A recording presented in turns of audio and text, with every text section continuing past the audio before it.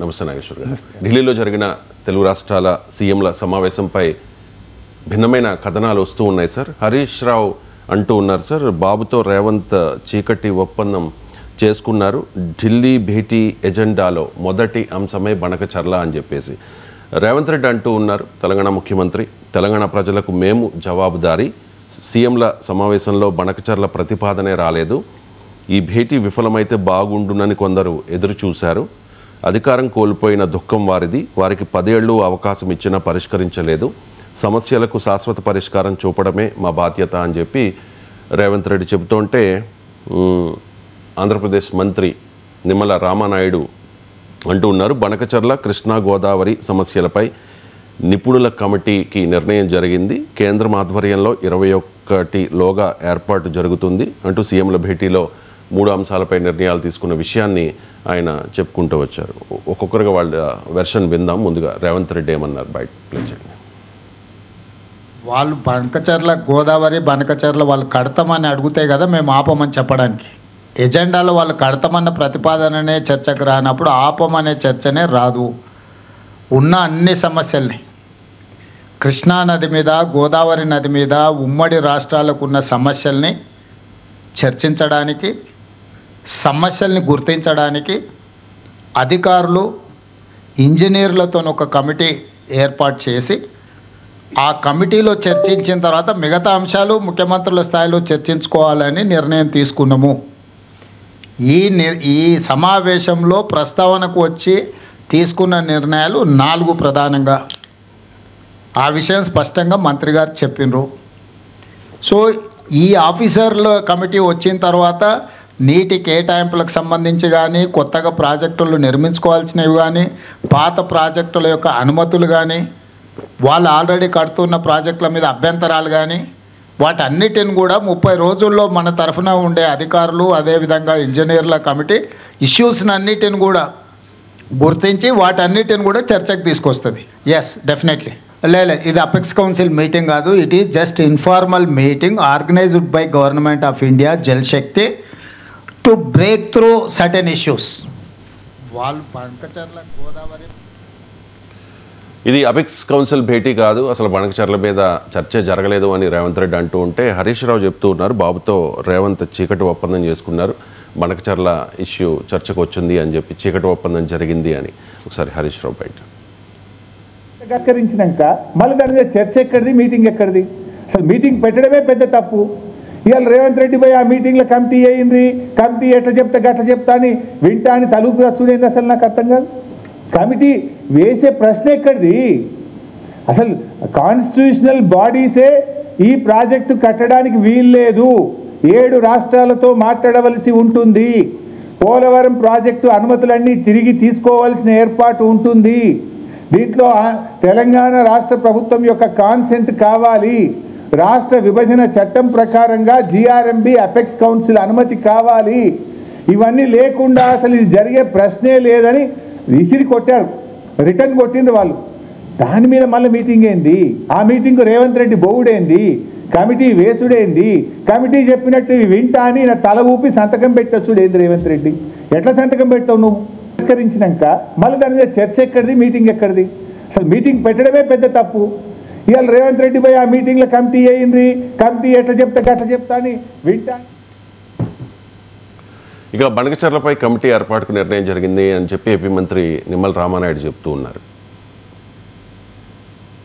రాష్ట్రం నుంచి ఏదైతే ఆంధ్రప్రదేశ్ రాష్ట్రం నుంచి పోలవరం బనకచర్ల ప్రాజెక్టు అంశం మీద ఏదైతే ఆంధ్రప్రదేశ్ ఇచ్చినటువంటి అంశం మీద, అదేవిధంగా తెలంగాణ రాష్ట్రం కృష్ణా గోదావరికి సంబంధించినటువంటి ఏవైతే రేజ్ చేసిన ఇష్యూస్ ఏవైతే ఉన్నాయో ఇవి 2 కూడా టెక్నికల్ ఇష్యూస్ అన్నీ కూడా ఇన్వాల్వ్ అయి ఉన్నాయి. కాబట్టి ఈ టెక్నికల్ ఇష్యూస్ని ముందుగా ఒక పరిష్కారం చూపేటటువంటి విధంగా ఒక కమిటీని నిర్ణయం తీసుకోవాలని, ఏదైతే ఈ యొక్క కృష్ణా గోదావరి ఇష్యూస్ అదేవిధంగా పోలవరం బనకచర్లకు సంబంధించినటువంటి ఈ యొక్క 2 సబ్జెక్టుల మీద కూడా మరి ఇటు టెక్నికల్ అదేవిధంగా అడ్మినిస్ట్రేటివ్ ఆఫీసర్స్తో కలిపి ఒక కమిటీని ఏర్పాటు చేయాలని చెప్పేసి కూడా ఒక నిర్ణయం జరిగింది. సీఎంల సమావేశంలో బనకచర్ల ప్రతిపాదనే రాలేదు అని చెప్పి రేవంత్ అంటూ ఉంటే బనకచర్లే మొదటి అంశము, మొదటి ఎజెండా అని చెప్పేసి హరీష్ రావు కామెంట్ చేస్తున్న పరిస్థితి సార్. ఏంటి సార్ ఈ గందరగోళం ఏంటి? భిన్నమైన కథనాలు వస్తూ ఉన్నాయి, భిన్నమైన వాదనలు వినిపిస్తూ ఉన్నారు. ఎందుకు ఈ గందరగోళం? అసలు ఏం జరిగినట్టు ఈ భేటీలో? ఫస్ట్ పాయింట్, అసలు ఈ మీటింగ్ సభా మీటింగ్, ఇది ఇన్ఫార్మల్ మీటింగ్ అని ముఖ్యమంత్రి రేవంత్ రెడ్డి అంటున్నాడు. ఇన్ఫార్మల్ మీటింగ్కు ఏంటి దానికి ఉండే శాంక్షన్, దానికి ఉండే అథారిటీ ఏంటి, అది తీసుకునే నిర్ణయాలకు ఉండే వ్యాలిడిటీ ఏంటి? ఇప్పుడు పార్లమెంట్ చేసిన చట్టానికే వ్యాలిడిటీ లేకుండా పోతుంది. పార్లమెంట్ చేసిన చట్టంలో ఉన్న అంశాలే ఇప్పటికీ అమలు కావడం లేదు. మీకు విభజన చట్టంలో ఉన్న అంశాలు, అలాగే విభజన చట్టం ఆమోదించే సందర్భంగా భారత ప్రధానమంత్రి హోదాలో మన్మోహన్ సింగ్ పార్లమెంట్కి ఇచ్చిన అష్యూరెన్సే ప్రత్యేక హోదా పక్కకు పోయింది. సో ఇలాంటి పార్లమెంటులో చేసిన చట్టాలు, పార్లమెంట్లో ప్రధానమంత్రి ఇచ్చిన హామీలకే విలువ లేనప్పుడు ఇద్దరు ముఖ్యమంత్రులు ఇన్ఫార్మల్గా కూర్చొని మాట్లాడుకొని రేపు తీసుకునే నిర్ణయాలకు ఏ రకమైన లీగల్ శాంక్టిటీ ఉంటుంది? ఎందుకంటే ఇది వ్యక్తుల మధ్య ఒప్పందాలు కాదు, వ్యక్తుల మధ్య చర్చలు కాదు, చంద్రబాబు నాయుడు రేవంత్ రెడ్డిల మధ్య చర్చ కాదు, ఇది రెండు రాష్ట్రాల ముఖ్యమంత్రుల మధ్య చర్చలు. ఇది ఇక్కడ కుదిరే ఏదైనా భవిష్యత్తు పైన కూడా ప్రభావం ఉంటుంది. అందువల్ల మొదలు అసలు ఈ మీటింగ్కి ఉండే వ్యాలిడిటీయే క్వశ్చనబుల్ అవుతుంది. ఇది ఇన్ఫార్మల్ మీటింగ్ అవసరం ఏంటి? ఫార్మల్ వ్యవస్థలు చట్టం సూచిస్తుండగా ఇన్ఫార్మల్గా కూర్చొని మాట్లాడుకోవాల్సిన అవసరం ఏంటి అనేది, అది కూడా కేంద్ర జలవనరుల మంత్రిత్వ శాఖ ఎందుకు పెట్టాలి? ఇప్పుడు ప్రగతి భవన్లో కూడా, మన ప్రజాభవన్లో ఇప్పుడు అక్కడ కూడా చంద్రబాబు నాయుడు రేవంత్ రెడ్డి మాట్లాడుకున్నారు కదా. సో ఇన్ఫార్మల్ మీటింగ్ ఢిల్లీ దాకా పోవడం ఎందుకు? హైదరాబాద్లోనో అమరావతిలోనో కూర్చొని కూడా మాట్లాడుకోవచ్చు. అసలు అయినా కూడా when there is a process and institutional mechanism ఉంది, సంస్థాగతమైన యంత్రాంగం ఉంది, దానికి విభజన చట్టం సూచించిన అపెక్స్ కౌన్సిల్ ఉంది, కేంద్ర జలవనరుల మంత్రి, రెండు రాష్ట్రాల ముఖ్యమంత్రులతో కూడిన అపెక్స్ కౌన్సిల్. ఇప్పుడు చట్టబద్ధమైన వ్యవస్థలు ఉండగా, ఇన్స్టిట్యూషనల్ మెకానిజం ఉండగా, మధ్యలో ఇన్ఫార్మల్ మీటింగ్ యొక్క ప్రాతిపదిక ఏంటి, వ్యాలిడిటీ ఏంటో అసలు అర్థం కావడం లేదు. అందువల్ల ఇది ఇన్ఫార్మల్ మీటింగ్ అనే దానిపైన మొదటి క్వశ్చన్. అసలు ఇన్ఫార్మల్ మీటింగ్కు ఒప్పుకోవడం వల్ల ఉపయోగం ఏముంటుంది అని. ఏమైనా మీటింగ్ పెడితే చట్టబద్ధమైన వ్యవస్థల మీటింగ్ ఏర్పాటు చేసి చట్టబద్ధమైన వ్యవస్థల్లో తీసుకునే నిర్ణయాలకు రేపు భవిష్యత్తులో కూడా వ్యాలిడిటీ ఉంటుంది.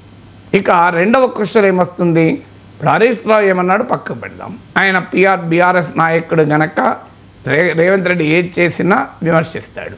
కానీ ఇప్పుడు రేవంత్ రెడ్డి ఏమంటున్నాడు? తెలంగాణ ముఖ్యమంత్రి అసలు గోదావరి బనకచెర్ల కడతామని వాళ్ళు ప్రతిపాదించకపోతే ఆపడం ఎక్కడిది అని అంటారు. కడతామని ప్రతిపాదించకపోవడం ఏంటి? అసలు దాని కొరకే మీటింగ్ల కొరకు కదా ఆంధ్రప్రదేశ్ ప్రభుత్వం ప్రయత్నించింది. అసలు ఆ బ్యాక్డ్రాపే గోదావరి బనకచెర్ల లింక్ కెనాల్ కదా, లేకపోతే కేంద్రం ఎందుకు వస్తుంది?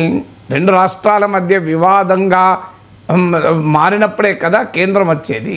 లేకుంటే ఆంధ్రప్రదేశ్ ప్రాజెక్టులు ఆంధ్రప్రదేశ్ కట్టుకుంటే తెలంగాణ కట్టుకుంటే వివాదమే లేకపోతే కేంద్రం ఎందుకు వస్తుంది?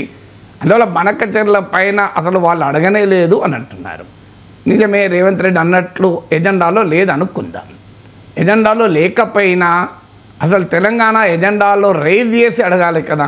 మీరు ఇట్లా ఆంధ్రప్రదేశ్ ప్రభుత్వం ఇలా అంటోంది, మేము దాన్ని అంగీకరించము అని కేంద్రంతో కుదిరిన మీటింగ్లో మన ప్రొటెస్ట్ తెలంగాణ తరఫున రిజిస్టర్ చేయాలి కదా అనేది తెలంగాణ నుంచి వస్తున్న వాదన. ఎందుకు అది వాళ్ళు కడతామని ప్రతిపాదించకపోతే కేంద్రానికి ఎందుకు ప్రీ ఫీజిబిలిటీ రిపోర్ట్ పంపుతారు? దాన్ని ఎందుకు వివిధ కేంద్ర సంస్థలు తిప్పి పంపుతాయి? ఇవన్నీ ఎందుకు జరుగుతుంది? అసలు బ్యాక్డ్రాప్ గోదావరి బనకచెర్ల లింకే కాదు, అది ఎజెండాలో మరి పెట్టలేదు అని రేవంత్ రెడ్డి అంటున్నాడు. దీనికి చంద్రబాబు నాయుడు ఆన్సర్ చెప్పాలి. మరి ఆయన ఎందుకు పోయినట్టు ఢిల్లీకి? ఆంధ్రప్రదేశ్ ముఖ్యమంత్రి దేని కొరకు ఢిల్లీ పోయాడు? తెలంగాణ ముఖ్యమంత్రి అంటున్నాడు అసలు గోదావరి బనకచెర్ల ఎజెండాలోనే లేదు. ఎజెండా లేనప్పుడు చంద్రబాబు నాయుడు ఏం చర్చించడానికి వెళ్ళినట్లు? ఇక రామానాయుడు బయట, మీరు రేవంత్ రెడ్డి బయటల మధ్య కంపేర్ చేస్తే క్లియర్గా రేవంత్ రెడ్డి ఏమో గోదావరి బనకచెర్ల చర్చకే రాలేదు, అసలు వాళ్ళు కడతామని అడగలేదు, ఆపేయడం ఎక్కడిది, అది ఎజెండాలు లేదంటున్నారు. రామానాయుడు ఏమంటున్నాడు? వేసిన కమిటీ గోదావరి బనకచెర్ల పైనే అంటున్నాడు. సో మనకు అనేక ఇతర అంశాలతో పాటు గోదావరి బనకచెర్ల చర్చిస్తుంది అని అంటున్నాడు. మరి రేవంత్ రెడ్డి చెప్పేది రైటా, రామానాయుడు చెప్పేది రైటా? గోదావరి బనకచెర్ల ఎజెండాలో లేనప్పుడు, అది చర్చకే రానప్పుడు, ఆంధ్రప్రదేశ్ ప్రభుత్వం దాన్ని ప్రస్తావించినప్పుడు రామానాయుడు ఏకపక్షంగా దాని కమిటీ చర్చిస్తుందని ఎలా చెప్పగలడు? అది కమిటీలో అన్ని వివాదాలు వచ్చినప్పుడు అది కూడా వస్తే రావచ్చు. మరి అది ఈ కమిటీ చర్చిస్తుంది అని ఆంధ్రప్రదేశ్ ఇరిగేషన్ శాఖ మంత్రి అధికారికంగా ఎలా చెప్తాడు? అందువల్ల గోదావరి బనకచెర్ల లేకుండా ఈ సమావేశం ఏంటి అనే క్వశ్చన్ అనివార్యంగా వస్తుంది. సో దానికి మరి అడగకపోతే చంద్రబాబు నాయుడు సమాధానం చెప్పాలి, ఎందుకు అడగలేదని. అడగలేదు అని రేవంత్ రెడ్డి అంటున్నాడు. అడగకపోయినా మరి కమిటీ చర్చిస్తుందని ఏకపక్షంగా రామానాయుడు చెప్తున్నాడా? అంటే రామానాయుడు ఆ మీటింగ్లో ఉన్నాడు కదా. అంటే తెలంగాణ ముఖ్యమంత్రి దాని ప్రస్తావన రాలేదన్నప్పుడు కమిటీ చర్చించడానికి నిన్న కమిటీకి అది గోదావరి బనకచెర్లను నివేదించిన నిర్ణయం జరిగింది అని రామానాయుడు ఎట్లా చెప్తాడు? ఇది రెండో క్వశ్చన్. మూడో క్వశ్చన్, ఆంధ్రప్రదేశ్ ఇరిగేషన్ శాఖ మంత్రి నిమ్మల రామానాయుడు అంటున్నట్లు గోదావరి బనకచెర్లను కమిటీ చర్చించేది ఏంటి? అసలు ఈ కమిటీ ఎవరు చెప్పడానికి గోదావరి బనకచెర్ల పైన? ఇప్పుడు రెండు రాష్ట్రాల అధికారులు, ఇంజనీర్లు, నిపుణులు, కేంద్రం అధికారులు వీళ్ళందరితో కమిటీ అంటున్నారు. ఇది గోదావరి బనకచెర్ల పైన చర్చిస్తుంది అని ఆంధ్రప్రదేశ్ ఇరిగేషన్ మినిస్టర్ అంటున్నాడు. ఇది తెలంగాణ వాదనకే పూర్తి విరుద్ధం కదా. తెలంగాణ ప్రభుత్వం ఏమంటుంది అఫీషియల్గా? మీ కేంద్ర సాధికార సంస్థలైన Godavari river management board, Polavaram authority, అలాగే central water commission, union environment మినిస్ట్రీకి సంబంధించిన ఎక్స్పర్ట్ కమిటీ వీళ్ళందరూ కూడా ఈ ఫ్రీ ఫీజిబిలిటీ రిపోర్ట్ను తిరస్కరించారు. మరి వాళ్ళందరూ తిరస్కరించిన తర్వాత ఈ కమిటీ ఏంటి? ఈ కమిటీ సాధికారిక సంస్థల కన్నా కూడా మరి వాల్యూ ఉంటుందా? సో ఆ కమిటీలు తిరస్కరించినప్పుడు ఈ సాధికారిక సంస్థ తిరస్కరించిన తర్వాత కమిటీలు ఎక్కడికి వెళ్ళొస్తాయి? ఈ కమిటీ యొక్క యూటిలిటీ ఏంటి? ఈ కమిటీ ఏం చేస్తుంది? కమిటీకి ఉండే శాంక్టిటీ ఏంటి? అందువల్ల కంప్లీట్ కన్ఫ్యూజన్ ఉన్నమాట నిజం. సో దీనికి ఆంధ్రప్రదేశ్ ప్రభుత్వం ఒక వాదన, తెలంగాణ ప్రభుత్వం ఒక వాదన, కంప్లీట్లీ డైవర్జెంట్ వాదన. తెలంగాణ ముఖ్యమంత్రి అది చర్చకే రాలే, దాన్ని కడతామనే వాళ్ళు అనలేదంటాడు.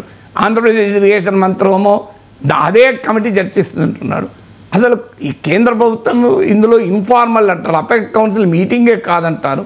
సో ఆంధ్రప్రదేశ్ ముఖ్యమంత్రి మొదట్లోనే ఇది అపెక్స్ కౌన్సిల్ మీటింగా అంటే కాదు అని కేంద్ర ప్రభుత్వం క్లారిటీ ఇచ్చిందని. అపెక్స్ కౌన్సిల్ మీటింగ్ ఎందుకు పెడతలేరు? మరి అసలు చర్చించాల్సింది అపెక్స్ కౌన్సిల్లో కదా. ఈ ఇన్ఫార్మల్ మీటింగ్లలో వచ్చే ప్రయోజనం ఏంటి అనేది నా క్వశ్చన్. ఇన్ఫార్మల్ మీటింగ్కు ఏ స్టాట్యూటరీ ఏ కోర్టులో నిలుస్తుంది అది? అందువల్ల ఈ నిపుణుల బృందం ఎక్సర్సైజ్ దేనికి? ఈ ప్రశ్నలు అనివార్యంగా మిగిలి ఉన్నాయి. అఫ్కోర్స్ కొన్ని జల వివాదాలపైన ఇద్దరు ముఖ్యమంత్రులు కూర్చొని సమస్యలు పరిష్కరించుకోవాలని చూస్తున్నాం. 10 ఏళ్లలో అధికారంలో ఉండగా బీఆర్ఎస్ పరిష్కరించలేదు. పరిష్కరించడం తప్పు కాదు, ఇద్దరు ముఖ్యమంత్రులు కూర్చోవడం తప్పు కాదు. రెండు రాష్ట్రాలు కూర్చొని పరిష్కరించుకోవాలి కూడా. ఎందుకంటే దేశాల మధ్యనే నదీ జలాల పంపిణీ ఒప్పందాలు కుదురుతాయి. ఇప్పుడు మనం ఇండస్ వాటర్ ట్రీటీ భారత్ పాకిస్తాన్ల మధ్య వరల్డ్ బ్యాంక్ మధ్యవర్తిత్వంలో కుదిరి అనేక యుద్ధాల్ని కూడా తట్టుకొని ఇటీవల కాలం వరకు నిలబడింది. ఇప్పటికీ కూడా ఆ ఒప్పందం రద్దు కాలేదు. ఒప్పందం అబేయన్స్లో మాత్రమే పెట్టారు. బంగ్లాదేశ్తో గంగా నదీ జలాల ఒప్పందం ఉంది, తీస్తా నదీ జలాలపై ఒప్పందాలు ఉన్నాయి. అందువల్ల రెండు దేశాల మధ్య, అందులో రెండు శత్రు దేశాల మధ్యనే నదీ జలాల ఒప్పందాలు కుదిరి దశాబ్దాల పాటు నడిచినప్పుడు రెండు తెలుగు రాష్ట్రాల మధ్య కూర్చోకూడదు, ఇద్దరు కొట్టుకుంటూనే ఉండాలి, ఆంధ్రప్రదేశ్ తెలంగాణ మండుతూనే ఉండాలి అంటే అది రాజకీయంగా కొంతమందికి ఉపయోగం ఉండవచ్చు, కానీ సమాజానికి ఉపయోగం కాదు. అందువల్ల తప్పనిసరిగా దాన్ని పరిష్కరించుకోవాలి. ఎందుకంటే రాజకీయాలు ఎలా ఉంటాయంటే, రాజకీయాలు అధికారంలో ఉంటే ఒక రకంగా ఉంటారు రాజకీయ నాయకులు, ప్రతిపక్షంలో ఉంటే మరో రకంగా ఉంటారు. ఇప్పుడు ఇదే కేసీఆర్ అంతకుముందు బేసిన్లు లేవు, బేసిజాలు లేవు అని మాట్లాడాను. ఇప్పుడు అసలు అన్యాయం అయిపోతుంది, తెలంగాణ తాకట్టు పెడుతుంది. ఇవాళ నమస్తే తెలంగాణలో కూడా వార్త, తెలంగాణ బాబు రేవంత్ మిరాకత్ బనకచెర్లపై దస్కత్ అని. సో మన అంతకుముందు బేసిన్లు లేవు, బేసిజాలు లేవు అని ఎందుకన్నాడు కేసీఆర్. అప్పుడు కేసీఆర్ ఇక్కడ ముఖ్యమంత్రి, జగన్ అక్కడ ముఖ్యమంత్రి, వాళ్ళిద్దరి మధ్య రాజకీయ మైత్రి కనుక బేసిన్లు ఉండవు, బేసిజాలు ఉండవు. మరి ఇప్పుడు రేవంత్ రెడ్డి చంద్రబాబు నాయుడు నాయకుల మైత్రి గనక కమిటీలు ఏర్పడతాయా? ఇది ఎక్కడ రాజకీయము? సో రాజకీయం అనేది రెండు రాష్ట్రాల మధ్య ముఖ్యమంత్రులు పాలిస్తున్న రాజకీయ పార్టీల సంబంధాలను బట్టి ఉండకూడదు కదా. ప్రతిపక్షంలో ఉన్నవారు సహజంగానే రెచ్చగొడితే తమకు రాజకీయ ప్రయోజనం ఉంటుంది అనేది ఇప్పుడు వైసీపీ అక్కడ ఏమంటుంది, చంద్రబాబు నాయుడు వెళ్ళి తెలంగాణకు తాకట్టు పెట్టాడు ఆంధ్రప్రదేశ్ ప్రయోజనాలను వాళ్ళు అంటారు. సో ఆంధ్రప్రదేశ్ కోసం గురుదక్షిణ రేవంత్ రెడ్డి ఇస్తున్నారు వీళ్ళంటారు. అందువల్ల రాజకీయ పార్టీలు తాము అధికారంలో ఉంటే ఒక రకంగా మన పార్టీలైనా నాయకులైనా తాము ప్రతిపక్షం నుండి ఒక రకంగా మాట్లాడతారు. ఇది స్వభావం పార్టీలకు. మీరు ఈవెన్ ఉద్యమ సమయంలో మనం చూసాం కదా, రాజకీయ పార్టీ నిలువునా చీలిపోయి తెలంగాణ అన్న ఒకే పార్టీలో తెలంగాణ నాయకులు ఒక రకంగా, ఆంధ్ర నాయకులు ఒక రకంగా పబ్లిక్గా మాత్రం మాట్లాడుకునేవాళ్ళు, మళ్ళీ ప్రైవేట్లో కలిసి అంతా వ్యాపారాలు అది చేసుకునేవాళ్ళు. సో అందువల్ల రాజకీయ నాయకుల స్వభావాలు అలాగే ఉంటాయి, పార్టీల స్వభావాలు ఉంటాయి. కానీ ఫండమెంటల్గా నీవు మంత్రుల హోదాలో ఉన్నప్పుడు ఆ తెలంగాణ ముఖ్యమంత్రిమో బనకచెర్ల ప్రస్తావనే లేదు, వాళ్ళు కడతామనే ప్రస్తావించలేదు అంటున్నాడు. దీనికి చంద్రబాబు నాయుడు సమాధానం చెప్పాలి. మీరు ఢిల్లీ ఎందుకు వెళ్ళారు అంటే మీరు బనకచెర్ల ఎందుకు ప్రస్తావించలేదు? మీకు ప్రస్తావనే బనకచెర్ల లేకుండా బనకచెర్ల ఎట్లా కడతారు? తెలంగాణతో మరి గోదావరి బనకచెర్ల విషయంలో చర్చించలేదని అసలు ఆ మీటింగ్లో ఎజెండాలోనే లేదు అని అంటున్నారు. అంటే గోదావరి బనకచెర్ల వదిలేసినట్ట చంద్రబాబు నాయుడు? దీనికి ఆన్సర్ చెప్పాలి. ఇక మరి నిమ్మల రామారెడ్డి ఏమంటున్నాడు, అసలు కమిటీకి దాన్ని నివేదిస్తామంటున్నారు. అసలు కమిటీకి నివేదించడం ఏంటి? అంతకన్నా చట్టబద్ధమైన వ్యవస్థలే అభ్యంతరాలు చెప్పినాక ఈ కమిటీ ఎవరు? కమిటీ ఇచ్చే నివేదికకి ఏముంటుంది అధికారం? అందువల్ల ఈ ఢిల్లీలో రేవంత్ చంద్రబాబుల మీటింగు ఆన్సర్ల కన్నా ప్రశ్నలే మిగిల్చింది. అఫ్కోర్స్ కొన్ని విషయాలు, శ్రీశైలం డ్యామ్ మరమ్మతులకు ఆంధ్రప్రదేశ్ అంగీకరించింది లేదు, టెలిమెట్రీ సేవలపై కూడా మళ్ళీ డిఫరెంట్ వర్షన్స్ ఉన్నాయి. తెలంగాణ ముఖ్యమంత్రి ఏమంటున్నాడో అన్ని చోట్ల టెలిమెట్రీ అంటే నదులలో, కృష్ణా గోదావరి నదుల్లో ఏ రాష్ట్రము ఎంత డ్రా చేసుకుంటోంది అనే దానిపైన మెజర్మెంట్ కొరకు అన్ని చోట్ల టెలిమెట్రీలు పెట్టడానికి అగ్రిమెంట్ కుదిరింది. కేంద్రం నిధులు ఇచ్చినా ఇవ్వకపోయినా తెలంగాణ టెలిమెట్రీ పెడుతుంది అని తెలంగాణ ముఖ్యమంత్రి అంటున్నాడు. నిమ్మల రామానాయుడు స్టేట్మెంట్ చూశాను నేను. అసలు అది కేవలము రిజర్వాయర్ల దగ్గర డ్రా చేసే అవుట్లెట్ల దగ్గరే పెడతాము, అంతలో పెట్టమంటున్నాడు. అక్కడ కూడా డిఫరెన్స్ ఉన్నది. అందువల్ల దయచేసి కేంద్ర ప్రభుత్వానికి విజ్ఞప్తి ఏంటంటే, ఈ మీటింగ్ మినిట్స్ ఉంటాయి కదా, ఈ మీటింగ్ ఏం రహస్యంగా జరగలే. ఇప్పుడు రేవంత్ రెడ్డి వెళ్ళి మొత్తం తాకట్టు పెట్టడానికి అక్కడ పక్కన ఉత్తమ్ కుమార్ రెడ్డి ఉన్నాడు, రామకృష్ణారావు ఉన్నారు, కేంద్ర ఇరిగేషన్ సెక్రటరీ ఉన్నాడు, కేంద్ర మంత్రి ఉన్నాడు సిఆర్ పాటిల్, వాళ్ళందరూ ఉండగా రేవంత్ రెడ్డి గురుదక్షిణ ఎట్లు ఇస్తారు చంద్రబాబు నాయుడుకు? ఆయన గురుదక్షిణ ఇస్తే ఉత్తమ్ కుమార్ రెడ్డి ఊరుకుంటాడు? ఆయన ఉత్తమ్ కుమార్ రెడ్డి కూడా one of the contender for CM post కదా. ఆయన ఏమైనా రేవంత్ రెడ్డి ఫాలోవర్ ఏం కాదు కదా. సో ఉత్తమ్ కుమార్ రెడ్డి రేవంత్ రెడ్డి తాకట్టు పెడుతుంటే ఆయన ప్రేక్షక పాత్ర పోషిస్తాడు, ఆయన రాజకీయంగా ఉపయోగం కదా. నిజంగానే అది జరిగితే ఆయన ఊరుకుంటాడా? అసలు మొదలు బయట హరీష్ రావు అవసరం లేదు, కేసీఆర్ అవసరం లేదు, ఉత్తమ్ కుమార్ రెడ్డి రైజ్ చేస్తాడు దీన్ని. తర్వాత చీఫ్ సెక్రటరీస్ కూడా ఉన్నారు కదా, 2 రాష్ట్రాల చీఫ్ సెక్రటరీస్ ఉన్నారు. ఇదేం అఫీషియల్ మీటింగ్ దానికో మినిట్స్ ఉంటాయి, గురుదక్షిణాలు ఉంటే కూడా మినిట్స్లో రాయాలి, గురుదక్షిణ ఈజ్ బీయింగ్ పేడ్ అని కూడా రాయాలి. సో అందువల్ల మరి ఇంత కన్ఫ్యూజన్ ఎందుకు? What are the minutes of the meeting? Ultimately ఎవరే మాట్లాడుకున్నారన్నది ఇంపార్టెంట్ కాదు. అధికారికంగా ఒక మీటింగ్ జరిగితే అది ఇన్ఫార్మల్ అయినా ఫార్మల్ అయినా దానికి ఖచ్చితంగా మినిట్స్ రాయాల్సి ఉంటుంది. లేకపోతే ఇంకో తెలంగాణ ముఖ్యమంత్రి బనకచెర్ల కడతామనే వాళ్ళు అనలేదంటారు, ఆంధ్రప్రదేశ్ ఇరిగేషన్ మినిస్టర్ ఏమో బనకచెర్ల కమిటీ చర్చిస్తుంది అంటాడు. మరి అందువల్ల ఈ గందరగోళం ఉండకూడదు అంటే ఆ మినిట్స్ను కేంద్రం బయటికి ప్రకటించవచ్చు, లేదంటే ఎవరెవరు ఆర్టీఐ కింద వేసి అసలు ఆ మినిట్స్ తెప్పించుకుంటే కానీ సమస్య ఏంటంటే ఆర్టీఐ కింద వేస్తే 3 నెలలకు వస్తుంది, 3 నెలలకు వస్తుందో 3 ఏళ్ళకి వస్తుందో బనకచెర్ల నిర్మాణం అయినాక వస్తుందో తెలియదు, అట్లా తయారైంది వ్యవస్థలు. సో అందువల్ల ఇప్పటికైనా కేంద్ర ప్రభుత్వం పైన ఉన్న బాధ్యత ఏంటి అంటే let it declare the minutes. So 2 రాష్ట్రాల్లో భిన్నమైన ఇంటర్ప్రిటేషన్స్ వస్తున్నాయి కనుక తెలంగాణ ముఖ్యమంత్రి అనేదానికి ఆంధ్రప్రదేశ్ ఇరిగేషన్ మినిస్టర్ అనేదానికి పొంతనే లేకుండా ఉంది కనుక let the minutes be made public. ఈ గందరగోళం ఎందుకు? నిజంగానే ఆ మినిట్స్కి ఏముంటుంది అనేది క్వశ్చన్. ఫస్ట్ కేంద్రాన్ని అడిగేదంటే, అయ్యా విభజన చట్టంలో ఒక వ్యవస్థని సూచించారు, అది వదిలేది ఇన్ఫార్మల్ మీటింగ్ ఎందుకు పెడుతున్నారు? అపెక్స్ కౌన్సిల్ మీటింగ్ కాల్ఫర్ చేయండి, చట్టబద్ధమైన వ్యవస్థలు ఉండగా, స్టాట్యుటరీ మెకానిజం ఉండగా, ఇన్స్టిట్యూషనల్ మెకానిజం ఉండగా ఇన్ఫార్మల్ మీటింగ్ ఎందుకు పెట్టాలన్నదే నా మొదటి ప్రశ్న. ఇక చంద్రబాబు నాయుడు అంటూ ఉన్నారు సార్, నాకు తెలుగు రాష్ట్రాలే ముఖ్యము అని చెప్పేసి. సో ఒక్కరు బాగుండాలని కోరుకునే వ్యక్తిని కాదు అంటూ ఉన్నారు. గతంలో కూడా చంద్రబాబు నాయుడు చెప్పారు కదా సార్, రాష్ట్ర విభజన జరిగిన తర్వాత కూడా 2 రాష్ట్రాలు నాకు 2 కళ్ళు అని చెప్పేసి. మరి ఎందుకు తెలుగు రాష్ట్రాలే నాకు ముఖ్యము అని చెప్పి చంద్రబాబు నాయుడు ఇప్పుడు చెప్తూ ఉన్నారు? ఆయన ఎందుకు చెప్తున్నాడు అన్నది ఆయన సమాధానం చెప్పాలి. కానీ ఆయన తరఫున నేను సమాధానం చెప్పలేను. ఆయన ఎందుకు 2 ముఖ్యం అంటున్నాడని. కానీ 2 ముఖ్యము అవుతాయా లేదా అనేది నన్ను అడిగితే నేను చెప్పగలను. 2 ముఖ్యము ఆయన అనడంలో ఆయన ఉద్దేశం ఆయనకు ఉండవచ్చు. ఆయనకు నిజంగా కూడా 2 రాష్ట్రాలు ముఖ్యమైన భావన ఉండవచ్చు. సో దానికి నేనేం కాదనంటలేను. కానీ ఫండమెంటల్ క్వశ్చన్ ఆయన ఆంధ్రప్రదేశ్ ముఖ్యమంత్రి. నీకు తెలంగాణ, సో చంద్రబాబు నాయుడు నేను ఉమ్మడి రాష్ట్రంలో కూడా తెలంగాణ ప్రాజెక్టులపైన కేంద్రీకరించాను అన్నాడు. సో ఉమ్మడి రాష్ట్రంలో ఉన్నప్పుడు తెలంగాణ పైన కేంద్రీకరించక తప్పదు. ఎందుకంటే తెలంగాణకు కూడా ముఖ్యమంత్రి, ఉమ్మడి రాష్ట్ర ముఖ్యమంత్రి హోదాలో ఉండే నాయకుడు వ్యవహరించే తీరుకు ఒక రాష్ట్ర ముఖ్యమంత్రి వ్యవహరించే తీరుకు తేడా ఉంటుంది. ఎందుకు ఉంటుంది అంటే అప్పుడు ఆయన తెలంగాణ ప్రజల ఓట్లు కూడా ఆయనకు అవసరము. ఆ ప్రజల ఓట్లతో అక్కడ గెలిచారు, అక్కడ ఆయన పార్టీ ఎమ్మెల్యేలు ఉంటారు.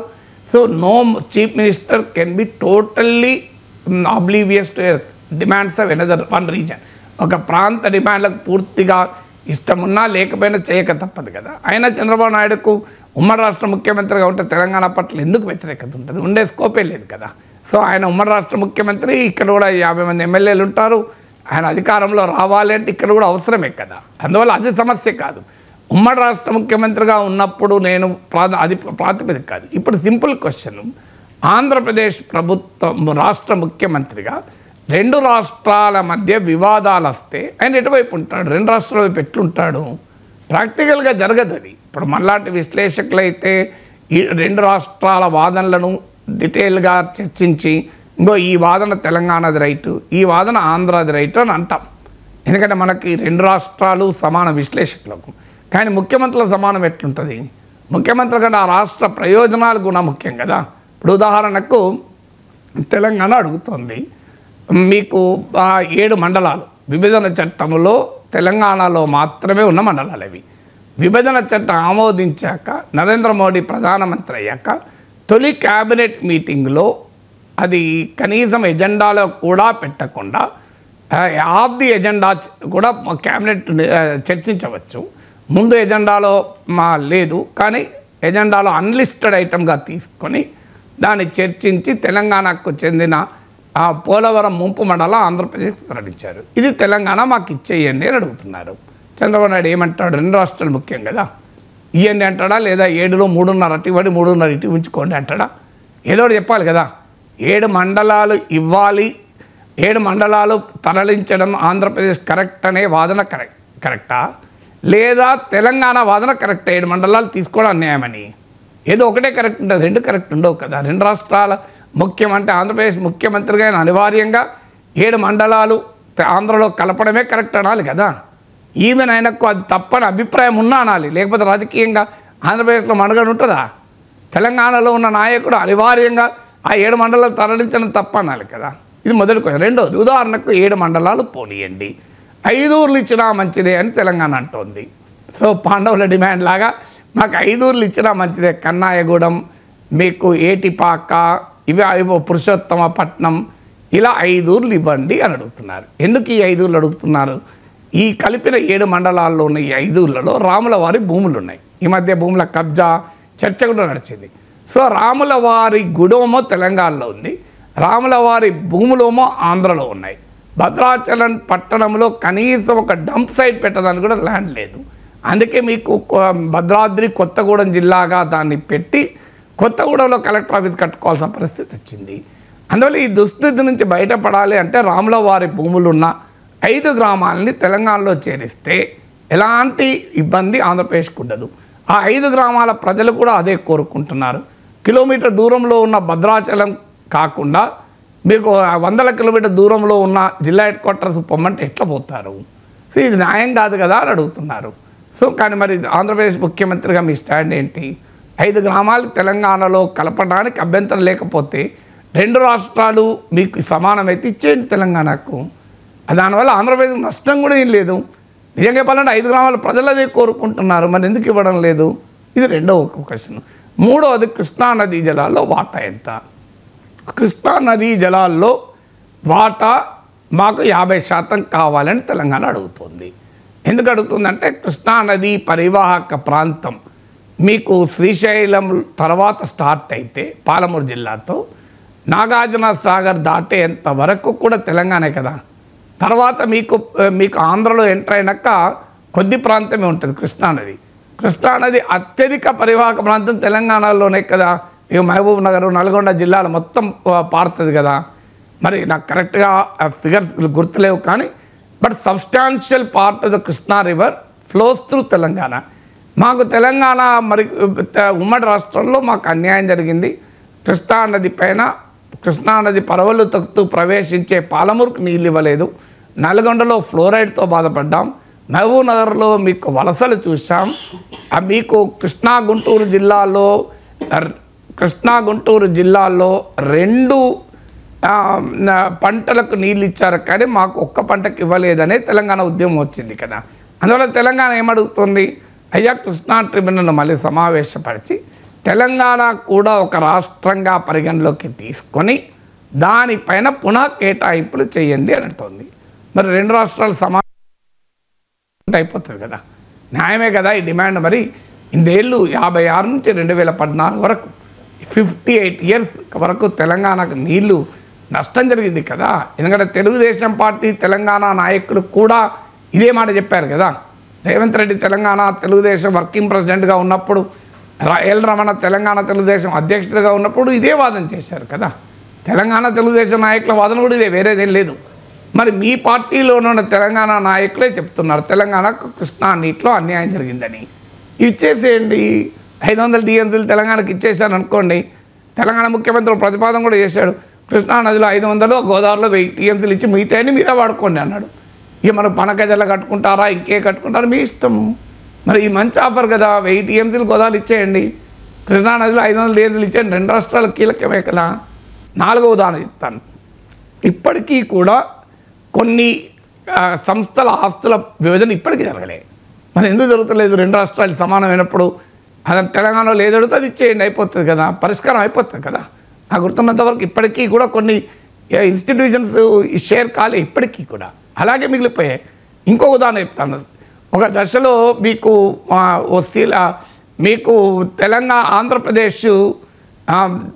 ఆంధ్రప్రదేశ్ డిమాండ్లు తెలంగాణ డిమాండ్ల మధ్య ఘర్షణ వచ్చినప్పుడు ఆంధ్రప్రదేశ్ ముఖ్యమంత్రి హోదాలో ఏం స్టాండ్ తీసుకుంటాడు?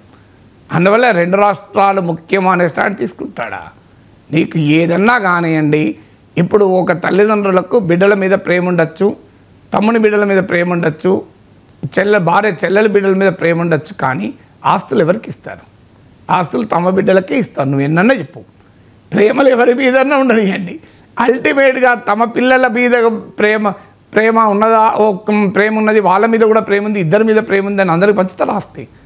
అందువల్ల అల్టిమేట్లీ ప్రయోజనాలకు వచ్చినప్పుడు చంద్రబాబు నాయుడు ఇది ఆంధ్రప్రదేశ్ చీఫ్ మినిస్టర్, ఆయన ఆంధ్రప్రదేశ్ ప్రయోజనాలకే ఉంటాడు తప్ప తెలంగాణకు హాని చేయాలన్న కోరిక లేదు అంటే అర్థం చేసుకుంటాను. నాకు 2 సమానం అంటే అది అంగీకరించే అవకాశం లేదు. నేను తెలంగాణకు హాని చేసి ఆంధ్రప్రదేశ్ బాగును కోరుకోను, ఆంధ్రప్రదేశ్ ముఖ్యమంత్రిగా కూడా ఎవరి హాని కోరుకున్నాను. ఎందుకంటే తెలంగాణ ఉద్యమంలో కూడా పదే చెప్పింది ఏంటి, మేము ఆంధ్రప్రదేశ్ వాటాను ఒక్క చుక్క కూడా అడగము, తెలంగాణ వాటాను ఒక్క చుక్క కూడా పోగొట్టుకోము. ఇది కదా తెలంగాణ ఉద్యమంలోనే చెప్పింది. అందువల్ల ఆంధ్రప్రదేశ్ ముఖ్యమంత్రి చెప్పచ్చు, తప్పలేదు. నేను తెలంగాణకు హాని చేస్తూ ఆంధ్రప్రదేశ్ లాభం కావాలని ఎప్పుడూ ఆశించను, అది సరైనది కాదు అనడం వేరు. 2 రాష్ట్రాలు సమానం, 2 రాష్ట్రాలు సమానం ఒక ముఖ్యమంత్రికి ఉంటే అది చాలా ఇబ్బందికరంగా కూడా ఉంటుంది రాజకీయంగా. ఎందుకంటే పరస్పరము 2 రాష్ట్రాల మధ్య వివాదాస్పద అంశాలు ఉంటాయి. వివాదాస్పద అంశాల్లో ఆంధ్రప్రదేశ్ ముఖ్యమంత్రి తెలంగాణ కూడా సమానంగా చూస్తే అభ్యంతరం లేదు. అందుకే చంద్రబాబు నాయుడుకు 2 తెలుగు రాష్ట్రాలు సమానం కనుక కృష్ణానదిలో వాటా ఇచ్చేయమండి, సమానంగా పంచుకుందాం. కృష్ణానదిలో ఉన్న ఇప్పుడు 1001 టీఎంసీలు చెరో 500 తీసేసుకుంటే అయిపోతుంది కదా. ముందు 811 TMCs first tribunal, Brajesh Kumar Mishra tribunal ఇంకో 190 టీఎంసీస్ సర్ప్లస్ వాటర్స్ కూడా కలిపి 1001 టీఎంసీలు ఎలకేట్ చేస్తారన్నది. తెలంగాణ 500 అవుతుంది, మీకు ఈక్వల్ కదండి ఆంధ్రప్రదేశ్ తెలంగాణ. ఇచ్చేయండి, తెలంగాణకు 500, ఆంధ్రప్రదేశ్ 500 తీసుకుంటే పంచాయతీ లేదు కృష్ణానదిలో. గోదావరి నదిలో అసలు పంచాయతీ రాదు, ఎందుకంటే గోదావరిలో పుష్కలంగా నీళ్ళు ఉన్నాయి. నిజంగా తెలంగాణ అడిగిన 1000 టీఎంసీలు ఇవ్వంగా కూడా బోలెడు నీళ్ళు ఉంటాయి ఆంధ్రప్రదేశ్ గోదావరిలో. మరి హాయిగా ఇచ్చేయండి, మీకు ఈక్వల్ అన్నప్పుడు సమస్య ఇక్కడిది. అందుకే 1001 టీఎంసీలో 500 టీఎంసీలు తెలంగాణకి ఇచ్చేది, 501 టీఎంసీలు ఆంధ్రప్రదేశ్ తీసేసుకోండి. అసలు ఎక్కడ మీకు రేవంత్ రెడ్డి కాదు, హరీష్ రావు కూడా సంతకం పెడతాడు, కేసీఆర్ కూడా సంతకం పెడతాడు. మీరు కృష్ణానదిలో 50% నీళ్లు తెలంగాణకి ఇస్తానని ఆంధ్రప్రదేశ్ ముఖ్యమంత్రి ప్రకటన చేయండి. నేను గ్యారెంటీ ఇవ్వగలుగుతాను. రేవంత్ రెడ్డి, కేసీఆర్, బండి సంజయ్, రామచంద్రరావు అన్ని పార్టీ తెలంగాణలో ఉన్న అఖిల పక్షం వచ్చి సంతకాలు పెడుతుంది. దాని మీద చంద్రబాబు నాయుడు సిద్ధమైతే ఇబ్బంది ఏమున్నది.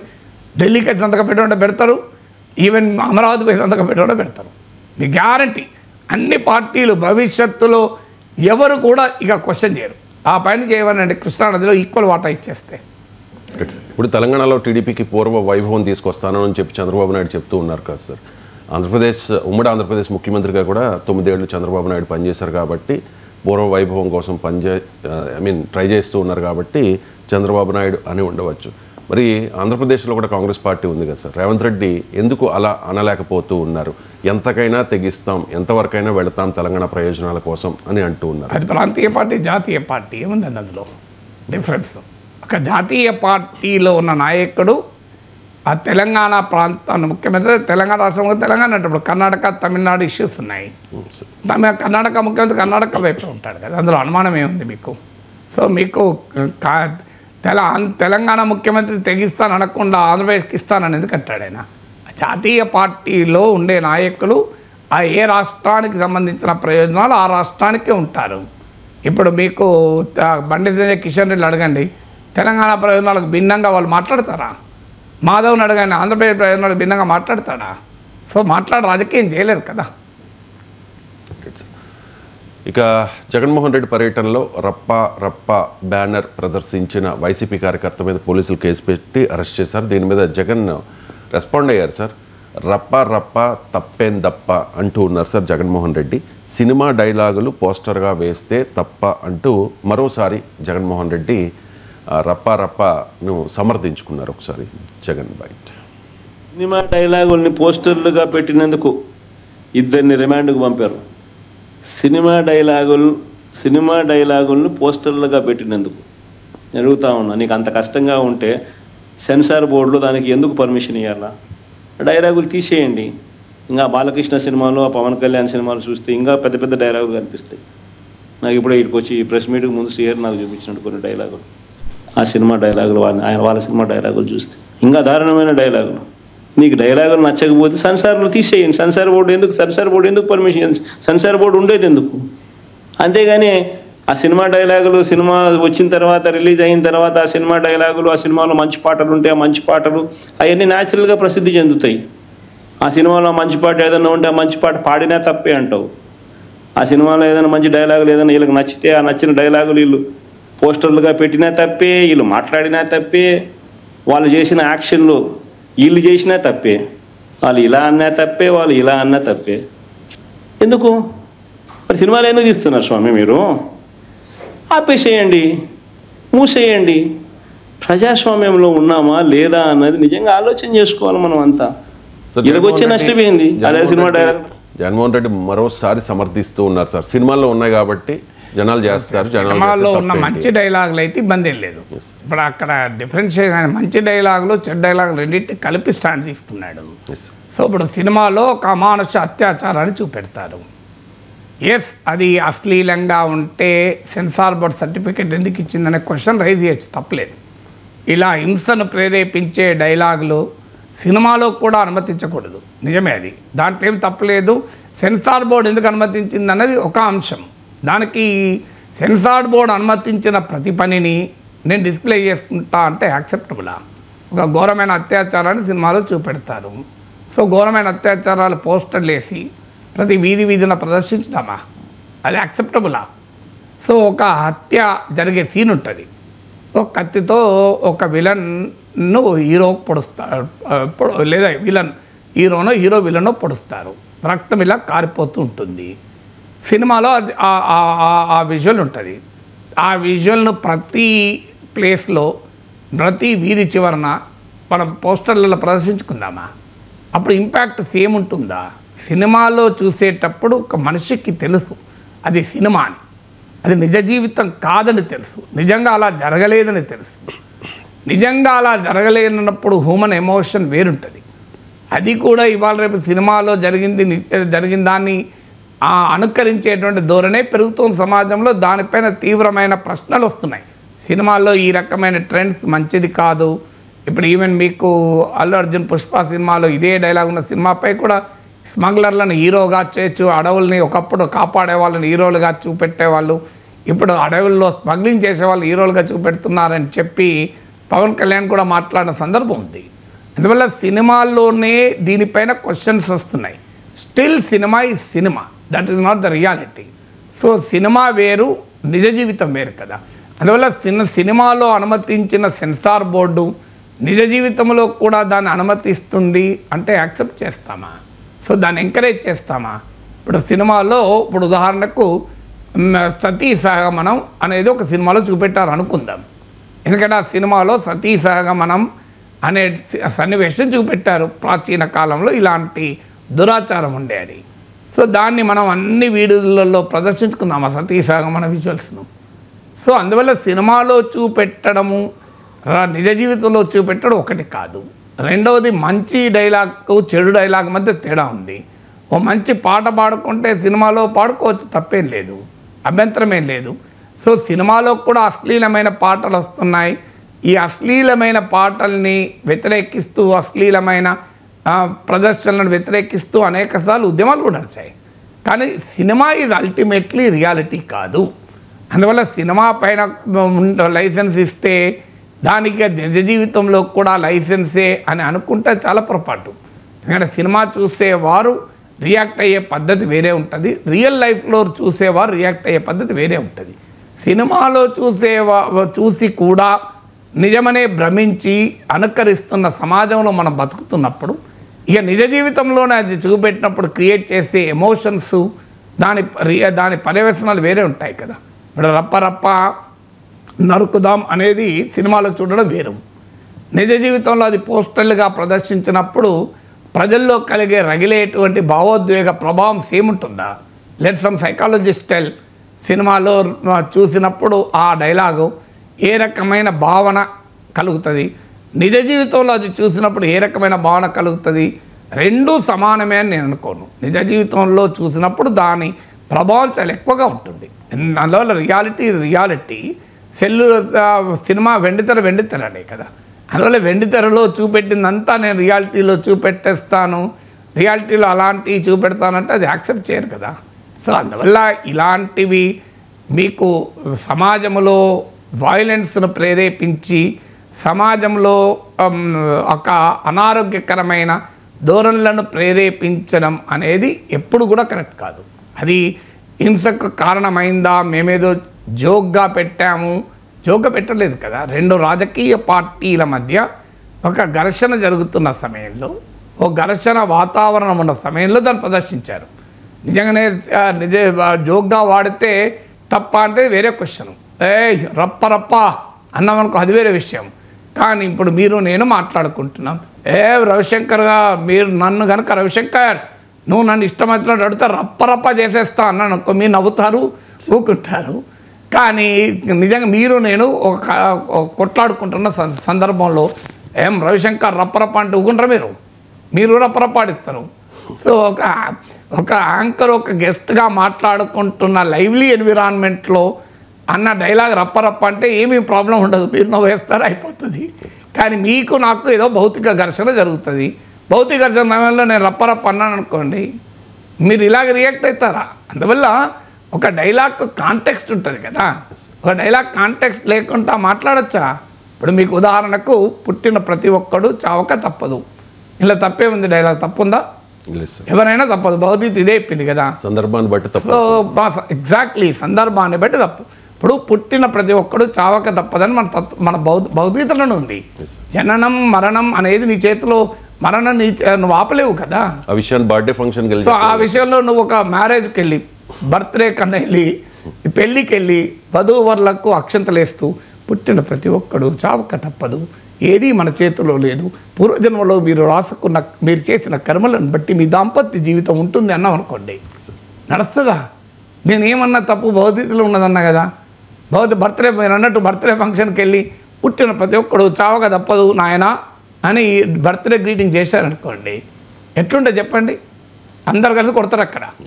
మరి నేనేమన్నా తప్పే ఉన్నా భౌతికతను గౌరవించరా? నేను భౌతికతలో ఉన్నదన్నాను, మీరు భౌతికత నమ్మరా? ఇది నేను చెప్పిన దాంట్లో నిజం కాదా? పుట్టిన ప్రతి ఒక్కరు చావ తప్పదు కదా. ఈ పుట్టిన మొదటి బర్త్డే జరుపుకున్నాడు గ్యారెంటా 100 ఏళ్ళు బతుకుతాడా? ఎవరైనా చేస్తారు కదా, ఎన్నడైనా చేస్తారు కదా అని వాదన పెట్టుకున్నాను అనుకో, అర్థం ఉంటుందా? అందువల్ల ఏ దానికైనా కాంటెక్స్ట్ ఉంటుంది.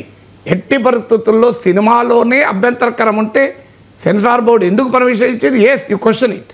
కానీ సెన్సార్ బోర్డు పర్మిషన్ ఇచ్చింది కనుక మీరు చేస్తాను ఎట్లా? నిజంగానే ఒక సినిమాలో డైలాగ్ ఉంటుంది, భగవద్గీతలో ఉన్నదే చెప్తారు, పుట్టిన ప్రతి ఒక్కడు మరణం తప్పదు, ఎవరికి జీవితము శాశ్వతం కాదు అని ఒక సినిమా డైలాగ్ ఉంది. నేను అదే డైలాగ్ చెప్పిన తప్పే ఉన్నది, బర్త్డేలో కూడా అదే చెప్పిన అంటే నడుతుందా? బర్త్డేలో చెప్పరు కదా. అందువల్ల కాంటెక్స్ట్ ఉంటుంది. అందువల్ల ఆ కాంటెక్స్ట్ ఈ కాంటెక్స్ట్ వేరు. ఈ వివాదానికి ఫుల్ స్టాప్ చెప్పాలంటే అసలు ఇది ఆ సందర్భంలో వాళ్ళు ఏదో భావావేశంలో అన్నారు, అది అనడం కరెక్ట్ సందర్భోచితం కాదు. నేను మా కార్యకర్తలు కూడా చెప్తానని. ఎందుకంటే ప్రతిపక్షంలో ఉన్న వాళ్ళు రెచ్చగొడితే నష్టం ప్రతిపక్షానికి. ప్రతిపక్షంలో ఉన్నవారు వాళ్ళని రెచ్చగొట్టే కార్యక్రమం చేయకూడదు. ప్రతిపక్షంలో ఉన్నవారు అనుసరించేటువంటి ఎత్తుగడలు ఎలా ఉండాలంటే తమకున్న డెమోక్రటిక్ స్పేస్ను పెంచుకునేలా ఉండాలి వ్యూహాత్మకంగా. కానీ నాకున్న డెమోక్రటిక్ స్పేస్ని ఇంకా నేను తగ్గించుకుంటాను, నేను యుద్ధమే చేస్తాను, రోజు ఘర్షణే పడతాను అంటే అది ప్రతిపక్షానికి కూడా బెనిఫిట్ కాదు. అందువల్ల మీరు ప్రభుత్వాల వైఫల్యాలను ఎండగడుతూ రాజకీయం చేయాలి తప్ప ప్రభుత్వంతో యుద్ధం చేస్తూ రాజకీయం చేయడం వల్ల ప్రయోజనం ఉంటుందని కూడా అనుకోను. అందువల్ల వ్యూహాత్మకంగా తప్పు సమాజం కూడా అంగీకరించదు. సమాజం కూడా ఈ బెల్లిజరెంట్ పోస్టరింగ్ అంటే ఒక శత్రుపూర్వకమైన యుద్ధ వాతావరణాన్ని తలపించేటువంటి వాటిని ఆ సందర్భంలో అన్నవాడినైనా క్షమిస్తారేమో, కానీ ఆ తర్వాత శాంతి సమర్థిస్తే అసలే అంగీకరించు. ఇప్పుడు ఎక్కడో వైసీపీ కార్యకర్తలు మా పైన టీడీపీ వాళ్ళు ఎడాక్ చేస్తుంటే మాకు కోపం వచ్చి అన్నాం అంటే అదొక తీరు, అది కూడా అనకూడదు. కానీ ప్రెస్ కాన్ఫరెన్స్ పెట్టి రప్ప తప్పేంటి సినిమాలో లేదా అంటే అది ఎట్లా కరెక్ట్ అవుతుంది? Thank you so much sir.